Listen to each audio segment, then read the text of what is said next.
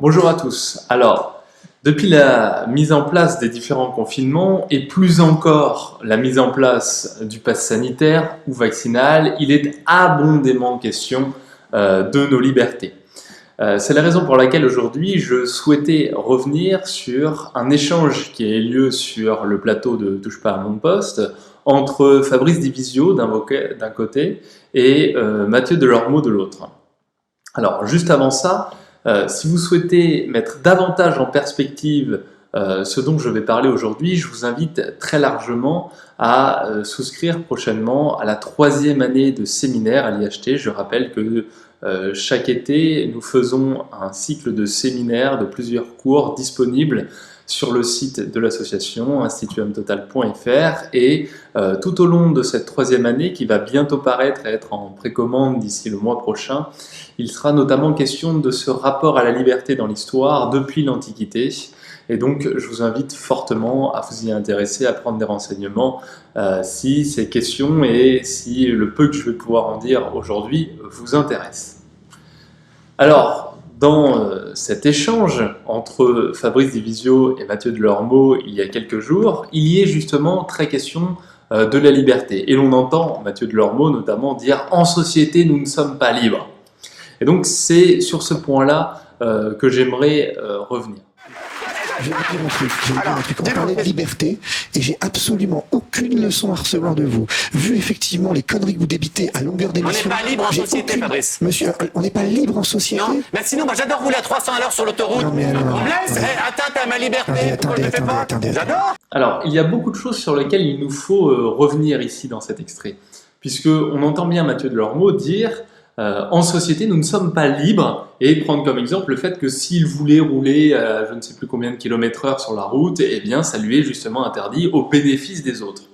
Or ici, justement, beaucoup de choses sont confondues. Ça pourrait aller de soi, et pourtant, eh bien, ce n'est pas le cas. Et malheureusement, sans doute parce que ça aurait été aussi trop long, Fabrice Divisio, dont les interventions sont bien souvent argumentées et justes, ici préfère mettre un terme à l'échange. Et c'est bien dommage parce qu'il y a beaucoup de choses à dire, notamment sur la question du pass vaccinal et sur la question de nos libertés publiques et politiques ici.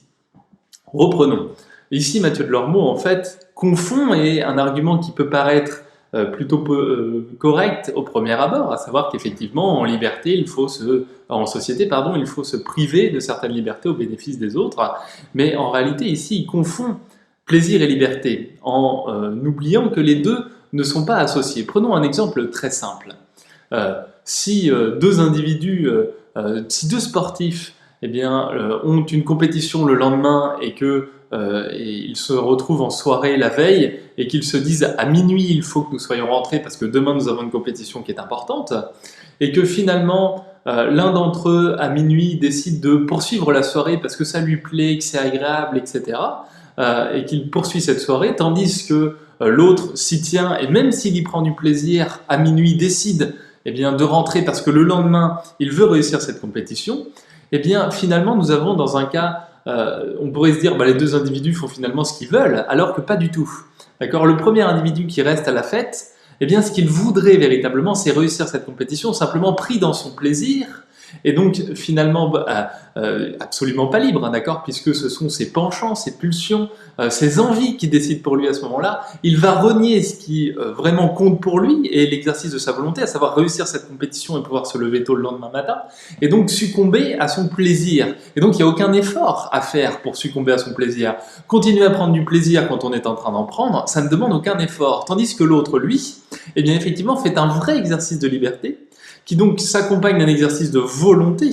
Je développe tout ça très abondamment et très longuement dans un cours dans le séminaire de 3e année que je vous ai indiqué au début de vidéo. Celui qui justement se dit, bien non, tant pis, je suis en train de prendre du plaisir, mais je vais contrarier mon plaisir, d'accord ? Je vais contrarier ce penchant qui prend le pas sur ma volonté, et au contraire, je vais faire un vrai exercice de volonté qui va consister à rentrer quand même, parce que je m'étais donné à moi-même cette loi, cette indication de devoir être en forme le lendemain pour ma compétition. Celui-là, effectivement, fait ce qui le rend véritablement libre parce qu'il fait ce qu'il veut. Raison pour laquelle Rousseau a raison de dire que l'obéissance à la loi qu'on s'est prescrite est liberté. Mais c'est-à-dire parce que nous comprenons la loi. Et donc, effectivement, en société, eh bien, il nous faut respecter un certain nombre de lois, de règles, sans quoi, eh bien, il nous est en réalité impossible d'être libre. Mais pas parce que nous ferions sinon tout ce qui nous plaît. Or, Mathieu Delormeau, justement, confond plaisir et liberté. En société, nous sommes libres justement parce que nous ne faisons plus uniquement ce qui nous plaît. Faire ce qui nous plaît, c'est là être en dehors de la société. Être en dehors de la société, c'est-à-dire être potentiellement dans un hypothétique état de nature où il n'y aurait aucune loi, aucune règle. Et là, effectivement, on pourrait faire a priori tout ce qui nous plaît. Tout ce qui nous plaît, sauf ce qui est directement empêché par notre physiologie, c'est-à-dire par encore une fois, nos besoins primaires, vitaux, et surtout par l'autre qui serait plus fort que moi et qui viendrait me soumettre. Et encore une fois, Rousseau a raison de dire que le plus fort n'est jamais assez fort pour l'être toujours, d'accord? Et donc finalement, viendra un temps où même si je suis physiquement le plus fort, eh ben, je vais vieillir et d'autres seront plus forts que moi. Ça, c'est l'état de nature dans lequel on croit que finalement, on serait plus libre et qu'en société, alors, nous ne serions pas libres. Mais c'est tout l'inverse, d'accord? C'est en dehors de la société que nous ne sommes pas libres. Et en société, nous sommes libres justement parce que nous faisons ce que nous voulons et plus seulement ce qui nous plaît. Et souvent, faire ce que je veux, je renvoie à mon exemple précédent, n'est pas faire justement ce qui me plaît. Et donc finalement, être libre, c'est faire ce que je veux, quitte à ce que parfois, eh bien, ça s'accompagne d'un grand déplaisir de fait. Mais alors du coup, ça voudrait dire que finalement, être en société et être libre, ce serait respecter toutes les lois. Eh bien, là encore, non, c'est plus compliqué que ça, d'accord? Il ne s'agit pas tantôt d'être libre tantôt d'être libre en respectant toutes les lois ou d'être libre en désobéissant à toutes les lois, mais il s'agit au contraire de comprendre la loi. Or, la plupart du temps, beaucoup d'entre nous respectons les lois simplement parce que nous avons peur de la sanction. Or, lorsque je respecte la loi simplement parce que j'ai peur de la sanction, je ne respecte pas la loi. Je succombe simplement, encore une fois, à une pulsion, à une passion qui est la crainte, la peur de la sanction. En fait, ce à quoi j'obéis, c'est à ma peur et pas à la loi, parce que j'ai peur de la sanction, d'accord? Quand j'obéis à la loi parce que j'ai peur de la sanction et non pas parce que je comprends la loi, finalement, ce n'est pas la loi que je respecte. C'est simplement un penchant et une peur, une crainte au fond de moi qui me fait agir, tout comme elle me ferait agir en un autre sens. Et ça, c'est la raison pour laquelle, lorsqu'une loi devient illégitime, lorsqu'une loi n'est pas correcte, eh bien la majorité des gens, notamment dans des périodes fascistes ou pré-fascistes, eh bien continuent d'obéir à la loi malgré eux parce qu'ils ont toujours accepté la loi sans la comprendre. Or, un individu éclairé, réfléchi, un citoyen qui véritablement fait preuve eh bien, de raison et de rationalité, est un citoyen qui obéit à la loi parce qu'il comprend la loi. Et c'est seulement parce que je comprends l'intérêt de la loi qu'alors il m'est possible, lorsque la loi était légitime, d'y désobéir. Je reprends là encore un exemple. Je m'arrête effectivement au feu rouge, pour reprendre l'exemple routier de Mathieu Delormeau. Je m'arrête au feu rouge parce que, effectivement, je comprends l'intérêt de cette loi et je comprends bien que si je grille le feu, eh bien, je risque de causer un accident qui serait dangereux pour les autres et pour moi-même. Donc, cette loi, elle est légitime.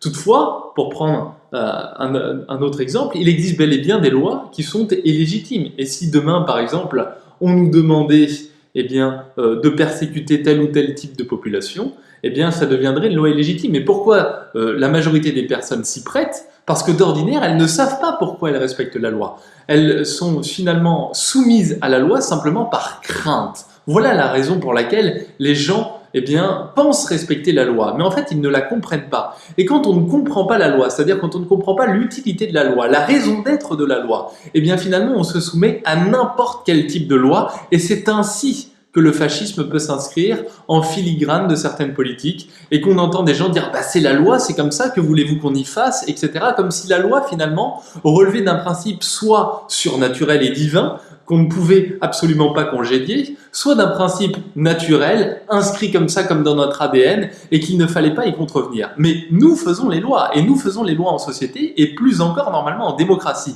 Et ce n'est pas au monarque absolu de décider justement de la loi, mais c'est au peuple tout entier de le faire. Or, actuellement, nous assistons exactement à l'inverse. Donc, quand nous comprenons l'intérêt de la loi, c'est seulement parce que nous comprenons l'intérêt de la loi qu'il nous est possible de comprendre et de savoir quand y obéir et quand y désobéir. D'accord? Celui qui obéit à toutes les lois bêtement et naïvement, n'est jamais quelqu'un qui est en capacité d'entrer en résistance puisqu'il ne sait pas pourquoi il obéit à la loi. Et en même temps, celui qui est hors la loi et qui désobéit par principe à toutes les lois et qui fait n'importe quoi, n'est pas non plus un exemple à suivre, puisque finalement, il entrave toute possibilité de faire véritablement société. Alors celui qui fait acte de raison, celui qui fait acte de rationalité, celui qui est un citoyen engagé dans la défense des libertés publiques et politiques, eh bien alors celui-ci, c'est celui qui sait justement quand il doit obéir et quand il doit désobéir aux lois, puisque nous avons le devoir, je le rappelle, de désobéir aux lois qui sont illégitimes. Et donc avec le pass sanitaire, on nous donne l'impression effectivement qu'il s'agit de la même chose que lorsque nous avons affaire à un code routier et à un feu rouge auquel nous devrions nous arrêter. Or, cela n'a rien à voir. Ça n'a rien à voir, et c'est souvent répété, encore une fois, parce que d'ores et déjà, et même si les doses seraient prétendues, la contagion serait prétendue moindre, dans les faits, être vacciné n'empêche pas aujourd'hui d'être contagieux et donc de contaminer les personnes autour de nous. C'est même parfois bien pire, on le voit dans certains pays actuellement, notamment en Israël, etc. Bon, on est en train de nous dire, effectivement, vous le voyez dans le cas notamment d'Israël, que le nombre de personnes hospitalisées et vaccinées est croissant. Alors on va nous dire, effectivement, c'est normal, parce que comme il y a de plus en plus de personnes vaccinées, il est normal aussi que le nombre de personnes hospitalisées soit lui-même croissant. Et a priori, ça se tient et c'est plutôt logique. Or, là où ça ne l'est pas, c'est que le vaccin, justement, normalement, devait nous garantir, comme tout vaccin, devait nous garantir et nous prémunir face à la maladie. Ce qui, de fait, à l'heure actuelle, n'apparaît pas comme étant le cas avec ce vaccin précisément. D'accord ? Bon, donc là, nous avons effectivement un problème, encore une fois, dont on nous dit, ce que je précisais dans ma dernière vidéo du 25 juillet sur la nécessité de s'unir contre le pass sanitaire, ce que je montrais, c'est qu'encore une fois, on nous laisse entendre que c'est un problème uniquement médical, alors qu'on voit bien qu'il y a derrière cela un problème politique et des problèmes financiers abusifs, et qui viennent complètement masquer l'idée médicale, et tous les chiens de garde viennent nous répéter en boucle que c'est un problème médical. Or, si depuis le début ça avait été un problème médical, encore une fois, il y avait des politiques de santé publique à tenir, à mettre en place, qui alors auraient fait sens. Des politiques effectivement de santé publique qui consistaient en partie à tester massivement, encore une fois, à soigner, à faire du repositioning, et bref, et tout un tas d'autres choses que de nombreux médecins, et de très nombreux médecins généralistes notamment, et d'autres, et des professeurs en médecine, ont expliqué, ont milité pour ces derniers mois, ces dernières années même, et je leur laisse à ce niveau-là la parole, puisque leur parole est bien plus juste que la mienne. Mais en tout cas, c'est une parole qui aurait dû s'entendre et qui existe massivement, contrairement à 2-3 médecins médiatisés sur les plateaux de BFM TV. Et donc finalement, il y a des réelles politiques de santé publique qu'on pouvait mettre en place. Il y a des pays, un certain nombre de pays, y compris européens, qui n'ont pas mis en place le pass vaccinal. Et en réalité, on voit bien que le pass vaccinal devient un instrument politique. Encore une fois, on nous avait dit, et je le disais là aussi dans ma dernière vidéo du 25 juillet, à laquelle je vous renvoie si vous ne l'avez pas vue, eh bien finalement, on nous avait dit ce sera jusqu'au 15 novembre, et puis on nous dit ah non, ce sera intenable, donc ce sera plus tard, etc. Bref, c'est toujours la stratégie de ce gouvernement. D'abord, de mettre en place finalement des politiques avec des lois extrêmement privatives des libertés afin que, à l'aune de 2-3 manifestations, on recule un petit peu, mais finalement on va toujours plus loin, et finalement on a toujours certaines personnes, notamment à gauche aussi, qui viennent nous dire mais non, mais vous voyez, c'est jusqu'au 15 novembre, mais non, vous voyez, ils vont pas le mettre en place, et puis finalement quand ça se fait, ils disent oui, mais ils nous ont pas encore dit ça, etc. Alors que vous voyez bien qu'on n'a plus aucune confiance à avoir. Et encore une fois, un acte de rationalité, c'est de ne plus avoir aucune confiance en ce gouvernement à l'heure actuelle et d'être en capacité de lutter, d'être présent, notamment aussi lors des manifestations chaque samedi, et la prochaine se tenant au moment où j'enregistre le 11 septembre, samedi 11 septembre, eh bien, il y aura plusieurs 11 septembre, encore une fois, qui devraient marquer l'histoire. Il y a celui des USA qui renverse le gouvernement socialiste de Pinochet, il y a celui du 11 septembre qu'on est le seul qui est valable dans nos représentations alors qu'il n'est pas le seul. Et puis il devrait y avoir aussi ce 11 septembre, le 11 septembre, qui est celui d'une population capable de comprendre quand elle doit obéir et quand elle doit désobéir aux lois, et donc être capable de désobéir à l'heure actuelle à ce pass sanitaire, qui a une vocation justement de discrimination de la population, mais aussi de contrôle de la population. Et comme je le rappelais déjà encore une fois dans cette vidéo du 25 juillet, c'est-à-dire la mise en place de lois scélérates qui consistent en fait sous prétexte d'une existence d'un virus bien réel et de situations médicales compliquées, et bien de mettre en place des lois qui sont des lois anti-gilets jaunes,